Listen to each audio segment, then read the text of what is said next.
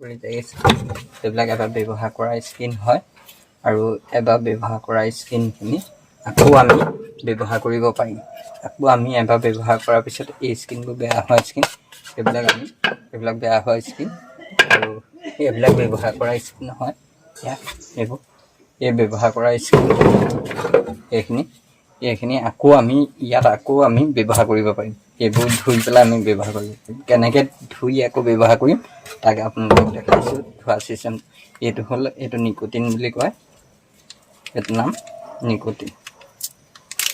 এই নিকোটিনটো ঢালিব লাগিব। ঢালি এতিয়া এইখন স্কিন আমি আকৌ পুনৰ ব্যৱহাৰ কৰিম। এইটো নিকোটিনটো আছে। এইটো নিকোটিনটো আমি দিলোঁ আৰু তাতে দি আমি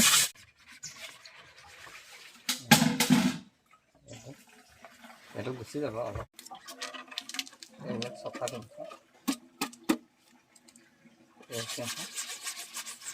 অলপ লেতেৰা হৈ আছে।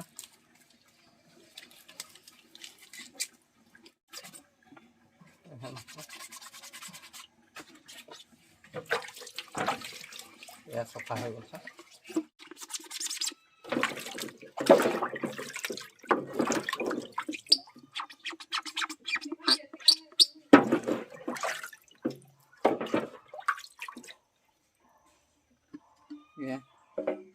Reject skin ধুইছোঁ।